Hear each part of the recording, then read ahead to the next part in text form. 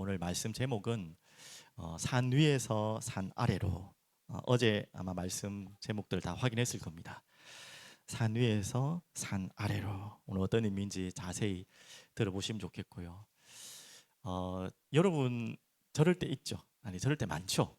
아무것도 할 수 없다고 느낄 때, 아니면 실제로 아무것도 할 수 없을 때 여러분 많을 겁니다. 그런 날들이 많을 거고 순간순간 찾아온 분도 있고 또 올 것입니다. 맞죠? 가볍게 조금 이야기하면, 제가 참 아무것도 할 수 없을 것 같을 때가 참 많은데, 제가 뭐 우리 가까이 오래 계신 분들은 알겠지만 남자치고 길을 잘 못 찾아요. 길치 수준인데, 요즘에는 또 내비게이션이 있다 보니까 아유 더 심하네요. 그냥 갔던 길, 당연히 한두 번 가는 길은 모를 수 있는데 반복해서 계속 가는 길도 잘 모를 때가 많아요. 그럴 때 이제 한 번씩 길을 놓칠 때 참 저런 마음도 들고요. 뭐 이건 웃자고 한 이야기지만, 또 한 가지 더 이야기하면, 제가 한 수영을 3달 정도 배웠는데, 여기 목사님 완전 뭐 수영 잘하시지만 3달 정도 배웠는데, 그 이후에 3달 정도 배우면 어느 정도 이제 뜰 수 있어야 되는데 자신이 없어요. 그리고 누구를 구해줄 만큼 또 자신이 없어요. 저는 뭐 괜찮은데, 혹시나 아이들이 물에 빠지면 그래도 아이들 건질 수 있는 수준 돼야 되는데, 그래서 아이들하고 물놀이 가면 조금 제가 좀 위축이 되긴 합니다. 맞죠? 그럴 때 좀 있고, 이게 세 번째 참 많이 부끄러운 이야기인데, 언젠가부터 제가 고소공포증이 생겼어요. 원래 안 그랬는데 어느 날 하여튼 좀 무서운 놀이기구를 한번 잘못 탔는데, 예상치 않은 걸 탔다가 너무 겁을 먹고, 그 뒤로부터는 이제 올라가면 무조건 무섭더라고요. 참 이제 굴욕적인 하나 있었는데, 우리 아들 어릴 때 후룸라이드라고 아십니까? 후룸라이드, 우리 아이들은 알죠? 이렇게 배 같은 게 위에서 쭉 떨어지면서 물이 쫙 갈라지는 그렇게까지 무서운 건 아닌 걸로 알고 있는데, 예전에 하여튼 큰 그 놀이동산에 가서 이제 줄을 서야 되는데, 이 아이들은 혼자 못 하잖아요. 부모가 같이 타야 되잖아요. 저희 집 사람은 저보다 더 해요. 고성고치. 저희 집 사람은 못 하지. 그래도 남자인 아버지가 같이 타줘야 되는데, 우리 아들은 타고 싶다고 난리인데 도저히 못 하겠는 거예요. 그 방법을 찾았습니다. 어떻게 줄은 서 있다가 앞에 아저씨가 계시더라고요. 아저씨가 계시고 그 아저씨 데려온 가족들이 있었는데, 거기다 살짝 끼워 부탁을 해가지고, 아저씨 제 사정이 좀 있어가지고 못하게 됐다고 탔어요. 그래가지고 우리 아들 탔는데, 참 그때 참 이 아버지로서, 남자로서 아유 너무 민망하더라고요. 맞죠? 네, 그런 저한테는 있습니다. 뭐 이건 뭐 가볍게 하는 이야기인데, 그것보다 더 한 번씩 제 마음에, 여러분도 아마 있을 거예요. 저는 이제 직업이 목사고 또 목회를 하고 있기 때문에, 목자로서 또 제 나름대로 이게 뭔가 아무것도 할 수 없을 때, 언젠가 한번 수련회 갔을 때 성도님들이 질문하셨어요. 목사님은 언제가 제일 힘드십니까? 언제가 힘드십니까? 라는 질문하는데, 갑자기 드는 질문이라 가지고 하여튼 제 마음에 제일 먼저 떠오르는 걸 했는데, 그때가 우리 성도님들 아프실 때, 뭐 성도님들 무슨 문제 있을 때 당연히 제가 제일 힘들죠, 같이. 근데 그 힘든 곳으로 끝난 게 아니라, 지금은 뭐 당연한 대답이지만 도와줄 수 있는 게 없을 때 있잖아요.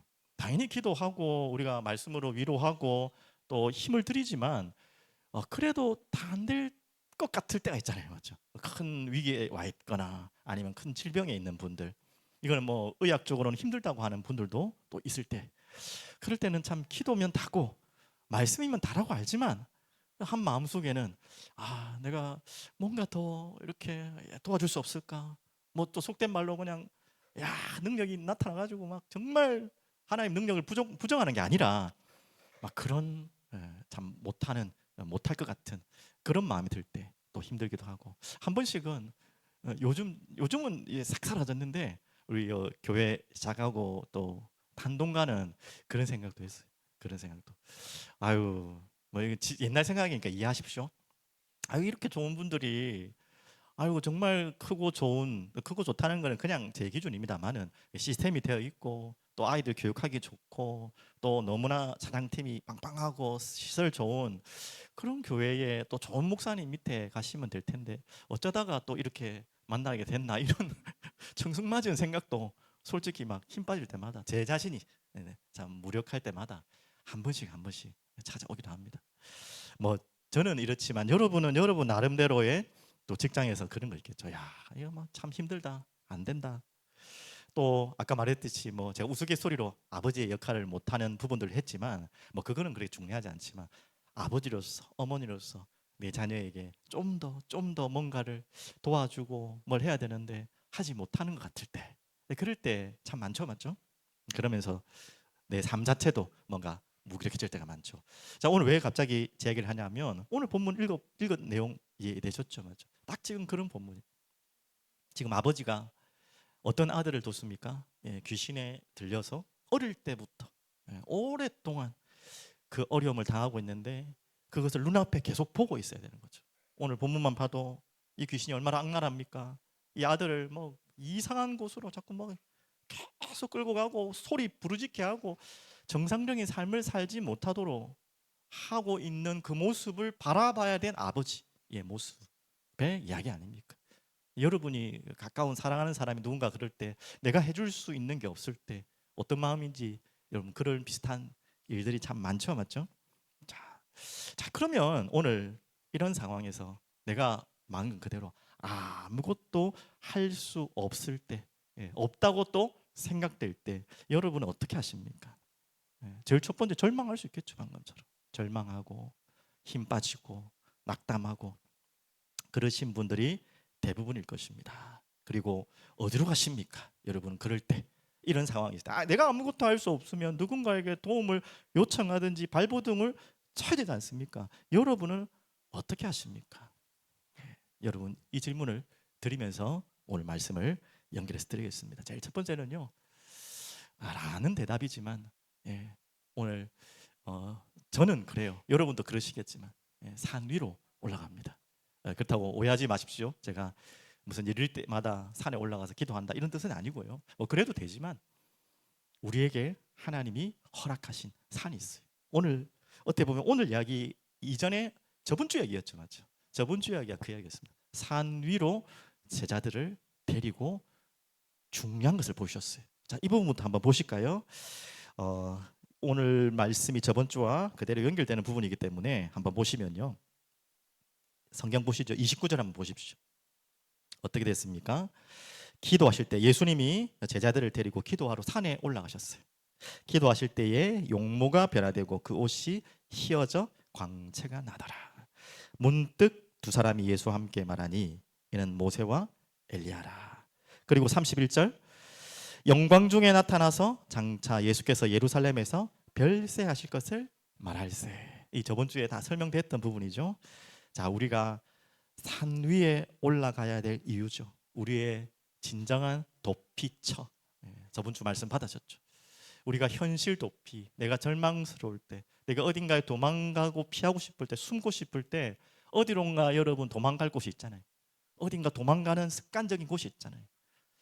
그곳이 아닌데도 갈 곳이 없으니까 가는 분도 있고, 또 가봐야 별 것도 없는데 갈 곳이 없으니까 가는 분도 있고, 이제는 그것이 나의 그냥 뭔가 사로잡힘이 되어가지고 문제만 생기면 갈 수밖에 없는 별로 답도 안 되는데 그런 도피처들이 여러분에게 다 있을 거예요, 맞죠? 근데 그 도피처가 결국은 여러분은 진정한 도피처가 될 수 없었다는 걸 여러분 아시잖아요. 그래서 이 자리에 왔지 않습니까? 여기 계신 분만큼은, 맞죠? 그래서 우리에게 영원한 도피처는 산에 올라가라는 말이 아니라 바로 누구를 바라보라는 말입니까? 영광스러운 주님을 만나는 것입니다. 그거 외에는 우리의 도피처가 없습니다. 우리를 위해 별세하실 거라 했잖아요. 돌아가실, 또 돌아가신, 그리고 살아나신 그 주님을 통한 영원한 하나님의 나라. 바로 이 교회가 어떻게 보면요, 눈에 보이는 교회가 이 하나님의 나라를 보이도록 설명하기 위해 하나님이 허락하신 공동체예요. 그래서 뭐 여러분 너무 막연한 이야기 하니까 좀 쉽게 얘기할게요. 여러분의 도피처가 교회가 됐으면 좋겠어요. 실제로도 그래요. 저는 그래요. 저는 목사님과 더 그렇겠지만 저는 이 교회 예배당이 비록 좁고 또 작은 공간이지만 또 여러분의 집과는 거리가 멀 수는 있겠지만 여러분 도피처가 됐으면 좋겠어요. 육신적인 이야기입니다. 힘들고 외로울 때, 속이 터질 때, 내가 아무것도 할 수 없다고 무기력할 때, 포기하고 싶을 때, 이 예배당이 중요하다는 게 아니라 와서 기도할 수 있는 장소가 되면 좋겠어요. 그러면 굳이 꼭 예배당이 아니더라도 여러분의 집이, 여러분의 골방이 돼도 상관이 없지만 저는 이 예배당이면 더 좋겠어요. 저는 그래요. 뭔가 꽉 막힐 것 같을 때, 뭔가가 내 자신에 대한 뭔가 이렇게 절망감이 오고 무력감이 올 때마다 당연히 저는 좋아요. 최고죠. 예배당 와서 여기서 기도하고, 예, 부르짖기도 하고, 아무도 없으니까 막 광암도 땡감도 치르고, 한 번쯤 여러분 막 하나님 앞에 막 하나님 하면서 막 부르짖기도 하고. 근데 스트레스 풀려는 게 아니라 그렇게 하나님께로 나아갈 때 하나님이 주시는, 여러분도 아시겠지만 놀라운 뭔가 있어요. 맞죠? 꼭 그러면 예배당이 아니더라도 여러분에 있는 어딘가에서 주님을 찾고 부르짖고 만나는 여러분만의 도피처가 딴 곳으로 가지 마시고, 사람들 만나고 또 어디론가 가서 그곳에서 헤매지 마시고, 여러분 정말 주님을 만나는 영광의 주님을 바라보는 여러분 산 위에 그 진짜 도피처가 여러분에게 마련되길 바랍니다. 맞죠? 여러분 그런 도피처가 있는 분들은 절대 무너지지 않아요. 저는 단언합니다. 그런 도피처가 없는 분들은 자꾸 엉뚱한 데서 도피처를 찾다가 공허해지고요. 또 공허해진 마음에 뭔가에 사로잡히게 되고요. 도피처가 아니라 그 도피처에 눌려버려요. 잡혀버려요. 절대 그렇게 되면 안 되겠죠. 맞죠? 자, 오늘은 이 산 위의 내용은 저번 주에 다 설명드렸기 때문에 오늘은 산 아래로 가겠습니다.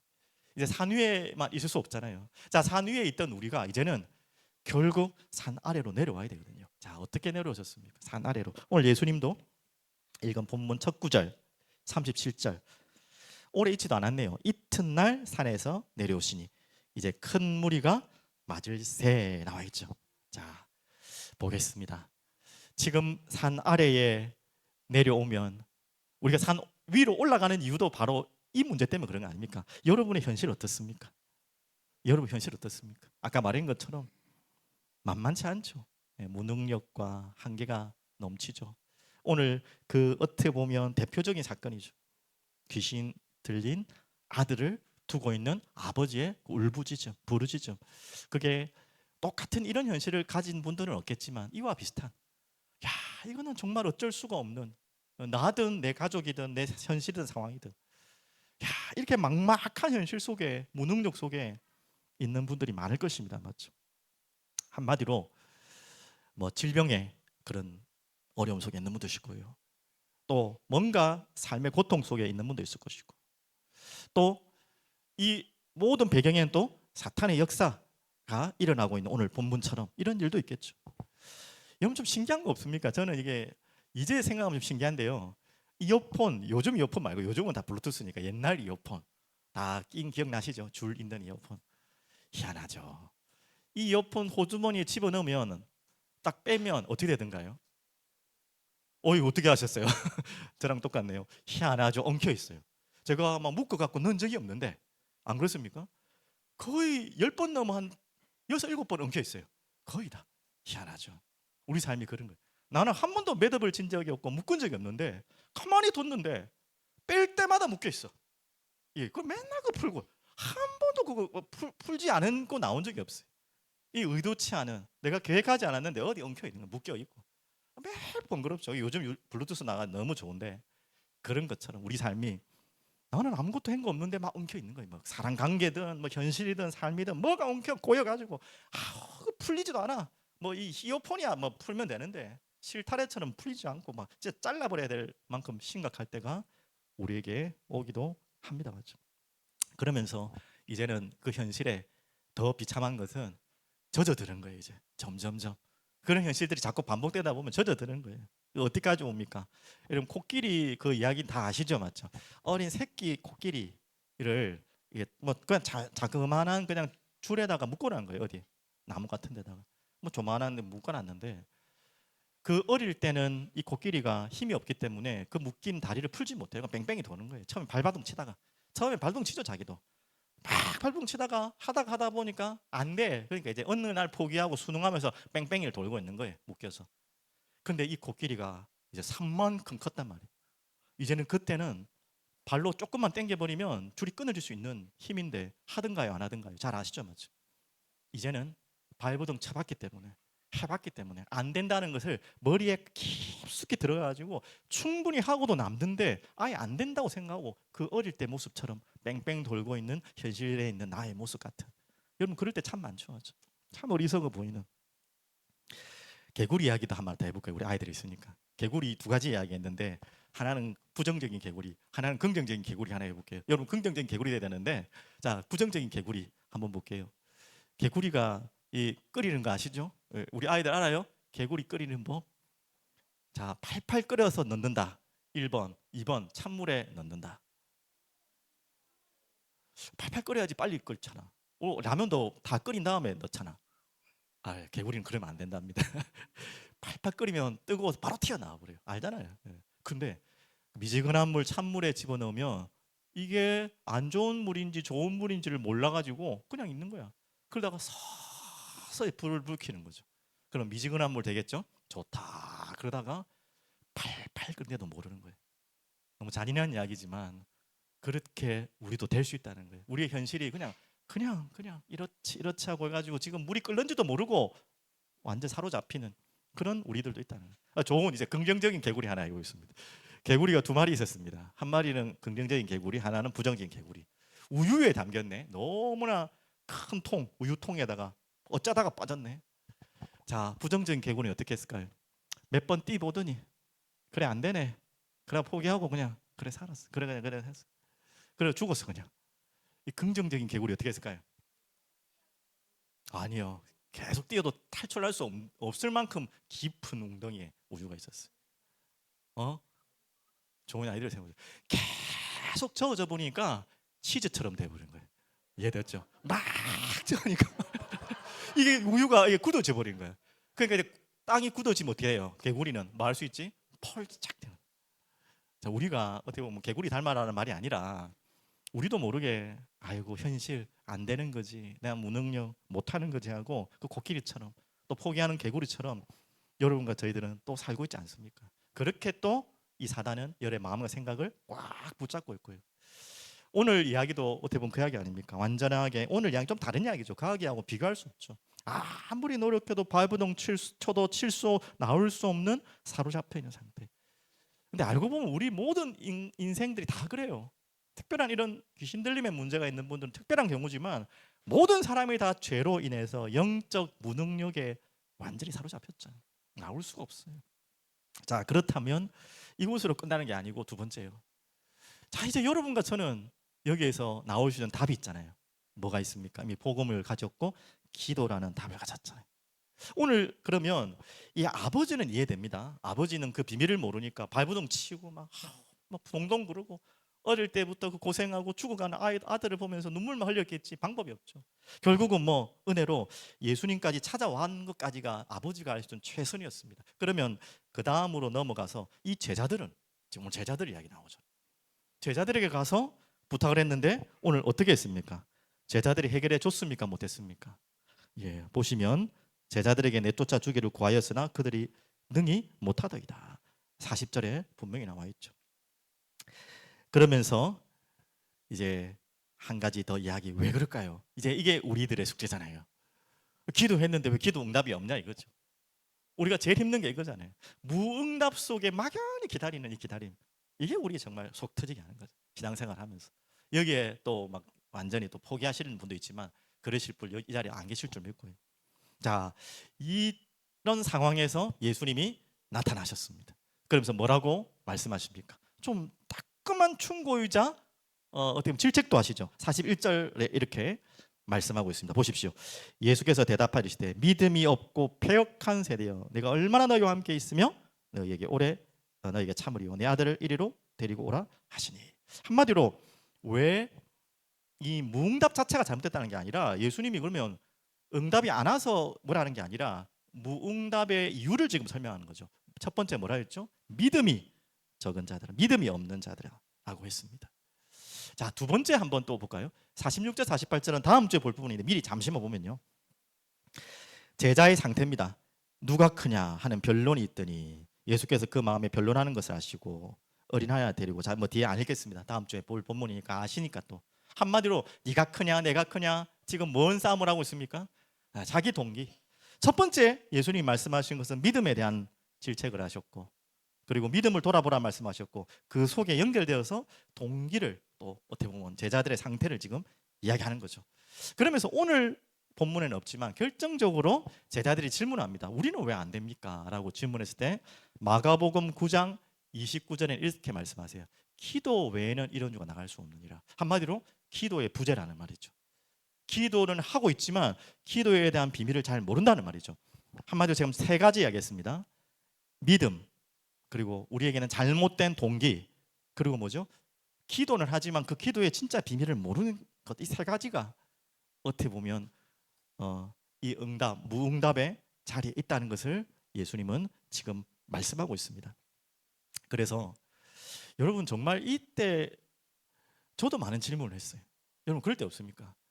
아니 우리가 예수 믿고 하나님 자녀고 알 거 다 아는데 이제 그냥 예수님 좀 믿고 기도하면 좀 즉시 좀 응답 좀 주시면 안 되겠습니까? 이미 여러분 답은 알고 있지만 그런 고백과 답답함이 여러분 신앙생활에 많이 있죠. 저도 많은데 여러분이 없을 수가 없죠. 맞죠? 제가 한 예화를 하나 드려볼게요. 그러면 뭐 방금 이야기했던 것처럼 잘못된 기도 이 예외로 들고 정말 바른 기도를 예를 들어볼게요. 이 선교사님이 한 간증을 제가 잠시 봤습니다. 한 선교사님인데요. 복음이 전혀 들어가지 않은 미전도 종족 아시죠? 복음이 하나도 들어가지 않는 너무 중요한 자리로 그분이 사역을 가셨어요. 그것만 해도 너무나 정말 귀감이 되는 응답의 자리로 가신 거 아닙니까? 근데 아무리 노력해도 복음이 전파되지 않아요. 뭔 일입니까?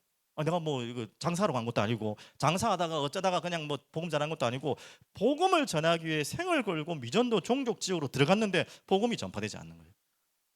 이럴 때 여러분 어떻게 하겠습니까? 이건 100% 맞는 일을 하고 있는데 이럴 때가 많잖아요. 그러니까 사람들의 마음은 문을 굳게 닫고 있었습니다. 선교사님 어떤 마음이겠습니까? 깊은 좌절감이 왔죠. 정말 이건 뭐야 도대체? 아니 내가 이렇게 헌신하고 하나님의 영광을 위해 나라를 위해 왔는데 아무런 응답이 없고 문이 안 열린단 말이죠. 그러던 중 그는 자신의 모든 노력을 내려놓고 뭐 했습니까? 기도했겠지만 그때까지 기도했겠죠. 오직 기도로 매달리기 시작했습니다. 그전에도 기도했겠지만 이제는 오직 기도라는 것은 같은 기도입니까? 다른 기도겠습니까? 예, 같은 기도 같지만 다른 기도예요. 자, 그러면서 매일 밤낮으로 눈물을 흘리며 그 땅의 영적인 장벽이 무너지기를 간구했습니다. 그전에도 했겠죠. 근데 뭔가 달라진 거예요.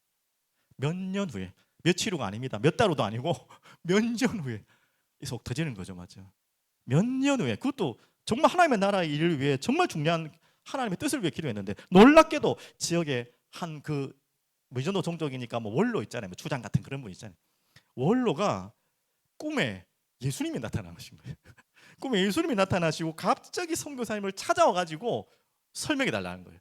그러니까 이제 복음을 전하게 되고 온 그 뭐 어떻게 보면 지도자가 복음 받으니까 온 마을이 다 이제는 완전히 복음으로 바뀌는 그런 간증을 들었습니다. 여러분 이 간증을 통해서 여러분 느껴지는 게 없습니까? 분명히 자신의 삶조차가 하나님의 나라를 위해 헌신하셨고 자신의 생을 포기하고 미전도 그것도 다른 나라도 아니고 미전도 종족으로 그 험난한 현장으로 들어가셨는데 몇 년 동안 응답이 없는 거예요. 그래서 진짜 오직 기도했는데 그때 역사하신. 자, 이런 간증들 들어보면 너무 귀에 경험 귀걸이 코에 걸면 코걸이처럼 생각할 수 있는데 왜 그럴까요, 하나님은? 내가 잘못된 동기로 잘못된 기도를 한 것도 아니고 하나님 원하시는 기도를 했는데, 자, 이런 비슷한 여러분에게는 그런 이유가 있을 겁니다. 이럴 때 여러분 어떻게 판단하십니까? 저도 이걸 많이 이럴 때가 많기 때문에 곰곰이 하나님 앞에 질문을 해봤어요. 아니 잘못된 기도면 하나님께서 당연히 막으시고 안 들었는데 분명히 맞는 기도인데 맞다고 생각하는데 왜 하나님 응답을 계속 기다리게 하십니까? 자, 여러분 많은 이야기할 수 있겠지만 이렇게 되면요 이렇게 되는 거예요. 여러분 보십시오. 이 기도라는 것은 바로 하나님이 역사하시는 바로 통로가 되는데 여러분 바로 응답해 주신다면 여러분 가정을 거꾸로 해볼게요. 반대로 한다면 여러분과 저는 안 그런 분도 있겠지만 대부분요 이래야 됩니다. 하나님이 우리의 도구처럼 느껴질 수 있어요. 맞습니까? 하나님이 성령 하나님, 성삼위 하나님이 우리의 비서처럼 느껴지죠. 안 그래야 되는데 그럴 수 있다니까. 하나님은 성령님은 우리의 도구가 아니시고 우리의 심부름꾼이 아니십니다. 여러분 잘 아시다시피 맞죠? 근데 우리의 인간은요 정말 막 그냥 기도한 대로 바른 기도라도 바로바로 응답을 해주신다면 어느 날 나는 어떻게 느낀다고요? 그래 하나님 예 무슨 말인지 알겠죠, 맞죠? 귀신들이 한 번에 이러면 결국은 뭐가 되겠습니까? 하나님 이렇게 하시면 다 되는구나. 인간이 얼마나 악한 존재인지 몰라요. 하나님 머리 꼭대기에 올라간다는 거야 진짜. 하나님 부려먹는다 진짜. 그럴 수도 있는 것이 충분히 인간입니다. 어떻게 보면요, 기다리게 하시고 머물게 하시면서 더 간절해지게 하시면서 하나님께 울부짖으면서 기도, 뭐 열심히 노력해서 울부짖어야 된다는 기준을 말하는 것이 아닙니다. 그 순간이 우리의 마음이 어떤 순간이 되죠? 가장 낮아지는 순간. 그러면서 응답이 와도 그 응답이 누구의 응답이 되는 거죠? 야, 내가 기도했더니 되네가 안 되는 거예요. 그렇게 되면, 야, 내가 역시 말씀을 잘 전하니까 이 지역이, 이 나라가 변화되네가 안 되는 거예요. 야, 이것은 정말 하나님만이 하실 수 있는 것이구나. 하나님이 하셨구나. 내 자랑할 수가 없어요. 내 간증을 할 수가 없어요. 야, 이거 하나님이 하신 것밖에는 말할 수가 없는 거죠. 그러니까 쉽게 말하면 하나님은 우리에게 하나님께서 역사하심을 보여주기를 원하신 거죠. 우리가 대단해서, 우리가 기도가 대단해서, 우리가 말씀을 기가 막히게 전해서가 아니라 하나님이 일하심을 보여주시고, 틀린 기도는 말할 필요도 없고요, 잘못된 기도 말할 필요 없고요, 그것 또한도 하나님이 바꾸셔서, 동기를 바꾸셔서 바른 기도로 인도하셔서 하나님께 드리기를 원하시는 것이고, 맞죠? 그리고 또 중요한 것은 하나님은 그 순간, 그 답답한 순간이고 기다리는 순간에 하나님과 교제하기를 원하세요. 하나님은 뭐 1초에 온 세계를 만들고 없앨 수도 있는 분이에요. 근데 왜 그렇게 치질 끄고 그렇게 안 하십니까? 라고 한다면 하나님 우리하고 그거보다 더 중요한 교제를 하기로 하신 거예요. 안 그렇습니까? 그만큼 우리가 더 하나님을 바라보고 울부짖고 찾고 하는 순간에 우리는 하나님과 더 가까워지는 거예요. 하나님은 어떻게 보면요, 지금 여러분이 기도하는 응답보다 더 큰 응답을 여러분은 하나님 만나기를 원하세요. 계속 대화 나누기를 원하세요. 그렇게 교제하고 가까워지기를 원하세요. 그것까지도 하나님은 다 무응답 속에 있는 것입니다. 그래서 이 기다림이 가장 좋은 시간입니다. 답답한 시간이 아니라 여러분 끝까지 놓치지 마시고 기다리십시오. 어떤 그 누에고치 아세요? 누에고치가 이 뭐 나비든 뭐든 그런 종류들의 곤충들이 많잖아요. 이 누에고치가 그걸 깨고 뭐 나비라고 치고요, 나오잖아요. 어떤 한 청년이 이 누에고치가 이제 나오면서 이 나비가 되는 그 모습을 보면서 이게 막 깨고 나와야 되잖아요. 뭐 알이 알 깨고 병아리 나오는 것처럼 맞죠. 근데 이 청년이 좋은 의도로 어떻게 했냐면 하도 나오는 게 답답해 보이는 거예요. 누에고치를 나와서 나오는 게. 그러니까 답답해 보이니까 살짝 누에고치 잘 나올 수 있도록 탁 뜯어준 거예요. 뭔지 알겠죠? 고치를 탁 뜯어준 거예요. 머리 잘 나와서 나오도록. 그러니까 뭐 하여튼 제가 잘 뭐 상식이 잘 없어서 모르겠지만 하여튼 며칠을 걸려서 나와야 될 누에고치가 이 성충이 뭐라 해요? 한 며칠 만에 나와버린 거예요. 잘 또 떨어주니까. 우리는 그걸 기다리잖아요, 솔직히 하나님께. 요즘 팍 떨어져가지고 그냥 확 좀 확 날아가도록 원하는데, 근데 그 결과가 어떻게 된지 아세요? 그 친구가 자기는 선한 목적으로 떨어다 했는데 나왔어요. 비실비실거리 날지를 못하는. 그러더니 그냥 그 기어다니다가 죽었어요. 그걸 보고 큰 깨달음과 죄송함을 느꼈는 거예요. 우리는 그렇게 느끼잖아요. 빨리 좀 확 나가지고 확 날아다니고 싶은데 누군가 좀 도와주면 좋겠는데 그게 아니라면 이해가 안 되죠, 맞죠? 우리는 이해가 안 돼요. 자기가 깨고 나오도록 기다려야 되는 거예요. 그래야지 정상적인 나비가 되고 곤충이 되는 것인데 우리는 자꾸 그걸 기다리잖아요. 그걸 못 기다리냐 또 반대로 가죠. 오늘 여러분에게 또 중요한 이 메시지가 되길 바랍니다. 오늘 이제 결국 우리가 기다리면서 받아야 될 중요한 응답을, 가장 중요한 답을 드릴게요. 오늘 43절 한번 보시면 43절부터 45절 한번 보셨습니까? 어제 좀 고민을 많이 했습니다. 그래서 43절까지만 할까 45절까지 할까, 목사는 이런 것도 고민합니다. 기도하면서 육신적인 생각으로는 아예 좀 빨리빨리 좀 넘어가고 싶어서 조금이라도 조금 더 하고 싶은 마음은 있거든요. 빨리 좀 새로운 것들을 하고 싶은 마음이 있어서. 근데 보니까 그런 마음은 아니고 너무 이거 안 하면 안 될 뻔 할 만큼 중요한 본문이 연결되어 있더라고요. 자, 그래서 이제 지금 아시죠?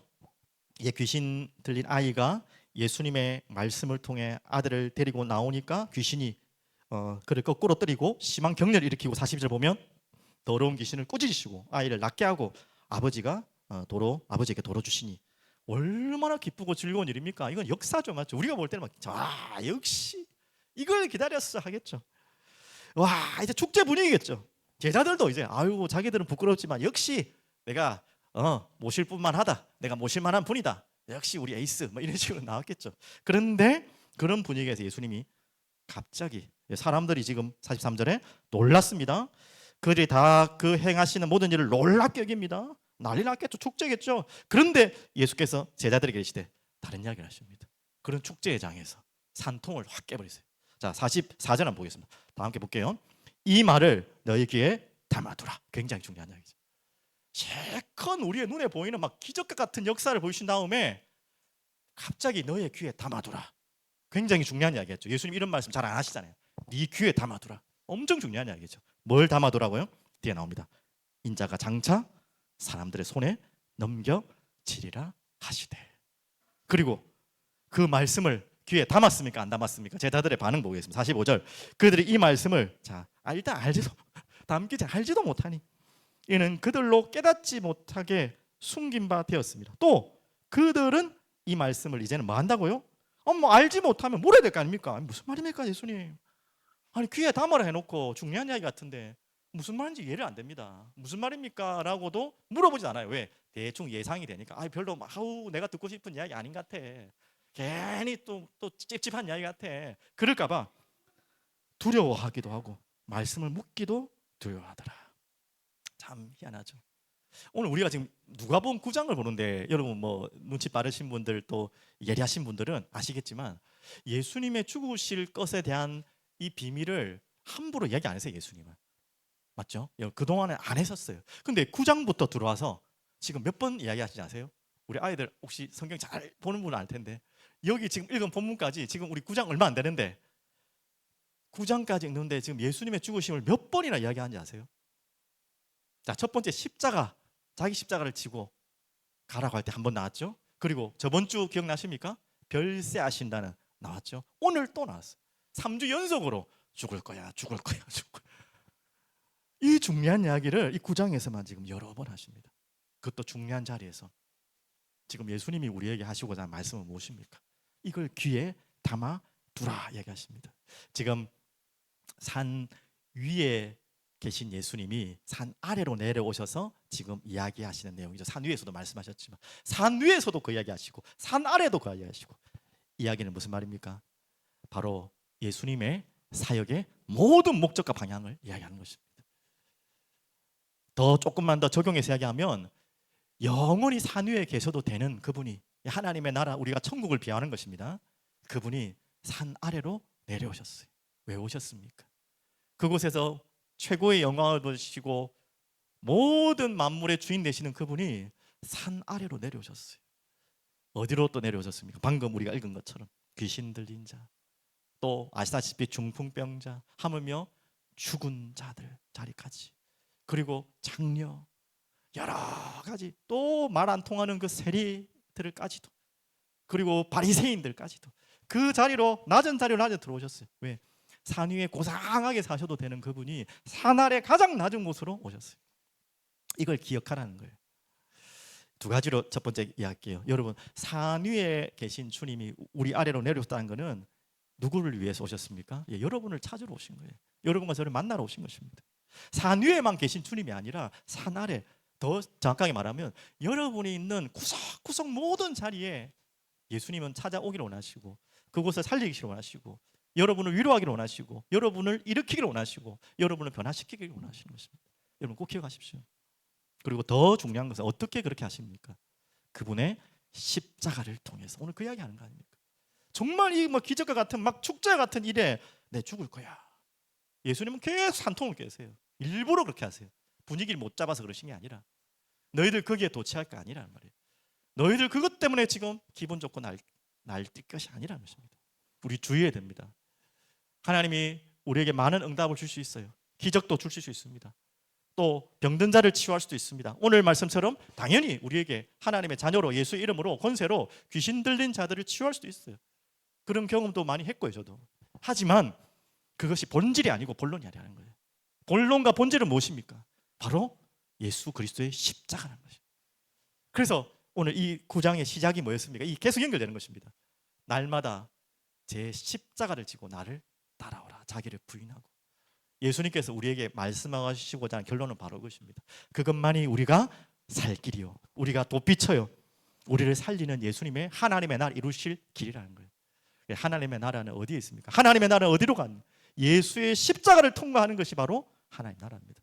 그래서 예수님이 산 위에서 산 아래로 내려오신 것입니다. 그래서 우리도 똑같죠. 저번 주 말씀 받았죠. 우리는 항상 우리에게 절망스러울 때, 도망갈 곳이 없을 때 산 위에 있는 그 동네 영원한 하나님의 나라를 꿈꾸며 우리는 새 힘을 얻어야겠습니다. 하지만 그것에 머물러 있으면 안 된다 했죠. 예수님이 이 땅에 내려오신 것처럼 하나님 우리를 또 먼저 부르셔서 이 땅에 이 세상 가장 깊은 깊숙한 바닥으로 가셔 뭘 전하라고요? 네, 십자가의 복음을 전하라는 거예요. 예수의 피의 복음을 전하라는 거예요. 그것이 진짜 살 길이다. 그것만이 우리가 살 길이다.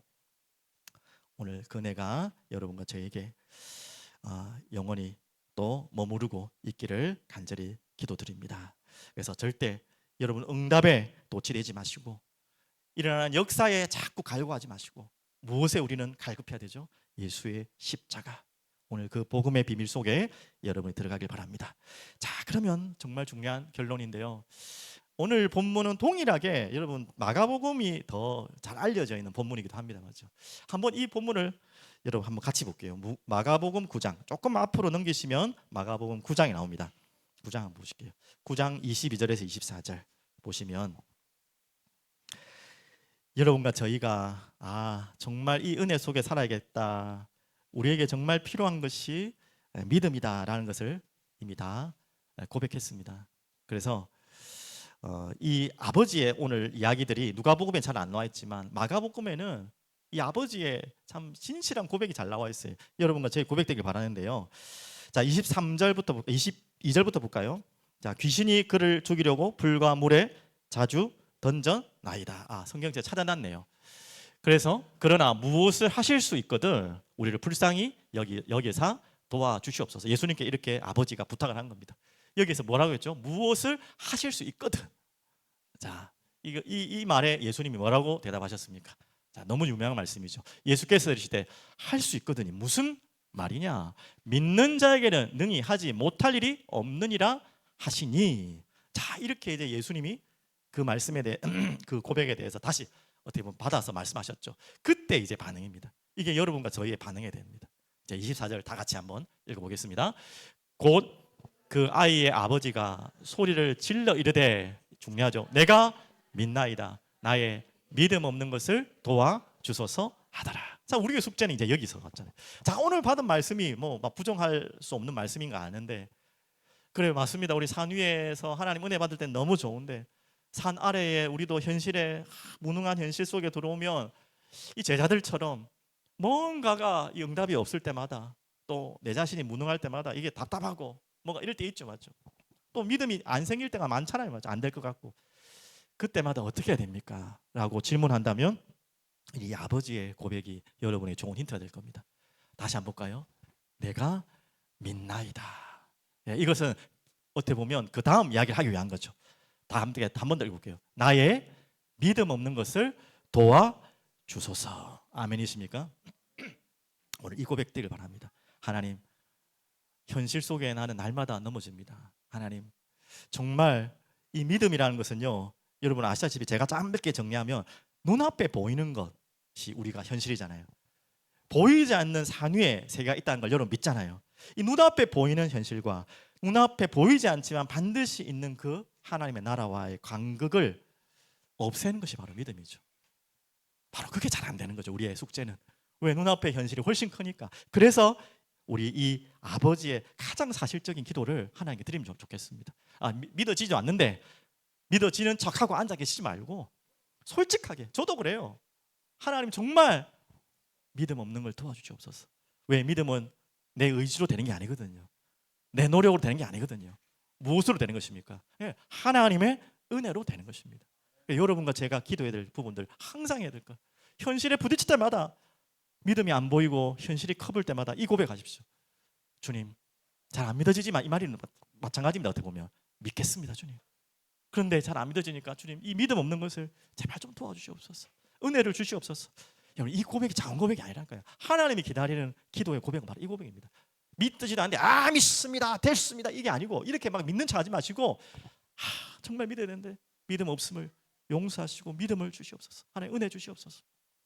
어떤 프랑스의 샤른이라는 사람, 저도 잘 모르는 사람입니다. 이 나폴레옹 황제 때 있었던 사람인데요. 이 나폴레옹한테 밉상을 보여가지고 억울하게 감옥에 갇히는 신세가 되었어요. 얼마나 답답하겠습니까? 이제 언제 나올지도 몰라요. 언제까지 뭐 형량도 없어요. 그냥 거기서 죽을 수 있는 거예요. 그는 그 감옥에다가 벽에다가 이래 적었답니다. 아무도 나를 돌보지 않는다.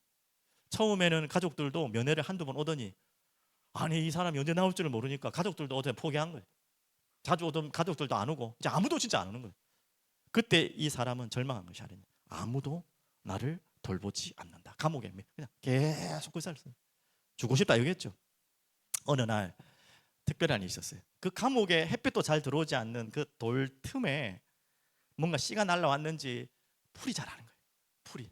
하도 신기해서 그래도 물을 줄 거 아닙니까? 자기 먹는 물 조금 준 거예요. 근데 그 돌 틈에 생명력 긴 그 생물체가 자랐는데요. 풀만 자란 게 아니라 꽃을 피네요. 꽃이 피는 건지도 몰랐는데 꽃이 쫙 피는 거예요. 이걸 보고 이 샤른이라는 사람이 생각이 바뀐 거예요. 어떻게 돼버렸냐? 아까는 뭐라 썼댔죠? 아무도 나를 돌보지 않는다 이래 썼던 사람이 이제는 그 글을 싹 지워버리고 이렇게 썼답니다. 뭐라고 썼을까요? 여러분 뭐라고 쓰겠습니까? 하나님이 돌보신다 이렇게 바꿔 쓴 거예요. 이 믿음의 사람인 것 같아요. 왜 그러냐면 저 절망 가운데 이 아무런 척박한 환경에도 꽃을 피는 것을 보고 이 꽃을 피우신 하나님이 나도 지금 이 절망 가운데서 꽃을 피워주시겠지 하는 믿음이 하나님의 은혜죠. 맞죠? 그게 진짜 하나님의 은혜예요. 갑자기 그 마음이 온 거예요. 그러면서 하나님이 나를 돌보신다 하고 꽃을 피웠는데 그 꽃이 잘 자랐나 봐요. 감옥 안에 소문이 난 거예요. 신기하니까. 야, 어떻게 감옥 안에 꽃이 폈을까 하고 감옥 안에 그냥 스타가 된 거예요. 스타가. 그러더니 이 소문이 어디까지 났냐면 왕궁에까지 전달됐네. 그래서 그 나폴레옹의 와이프 있잖아요. 조세핀입니까? 조세핀이 그 소문 들어가지고 야, 저렇게 꽃을 사랑할 수 있는 사람은 나쁜 사람일 수 없다. 그래서 청구를 해서 나폴레옹에게 감옥에서 나왔답니다. 감옥에서 나온 게 응답이 아니라 나온 게 응답의 하나의 결과겠지만 그 감옥 안에서 꽃을 피는 것을 보고 자기 마음에 믿음의 꽃이 핀 거죠. 우리 가운데는 그럴 수 있다는 거예요.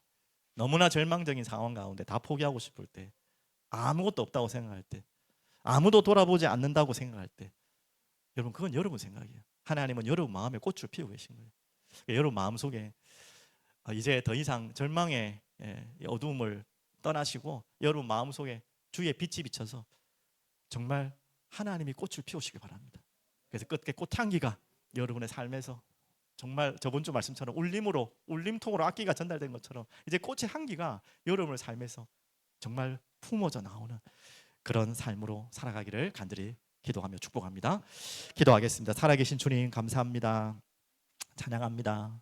우리가 땅 가운데 산 위에 영원한 하나님의 나라를 꿈꾸며 바라보며 그곳에 주권자로 통치자로 계시는 주님을 뵙습니다. 하지만 산 아래로 내려올 때마다 현실의 무응답 속에 하나님 막막할 때가 많고 답답할 때가 많습니다. 주님 오늘 주신 말씀처럼 하나님 정말 하나님을 믿고 또 하나님의 계획을 기다리며 하나님의 놀라우신 은혜 속에 저희들이 들어가게 하여 주옵소서. 순간순간마다 우리에게 믿음을 허락하여 주시고 그 믿음으로 주님 앞에 나올 수 있도록 은혜를 허락하여 주시옵소서. 감사드리며 살아계신 예수 그리스도 이름으로 기도드립니다. 아멘.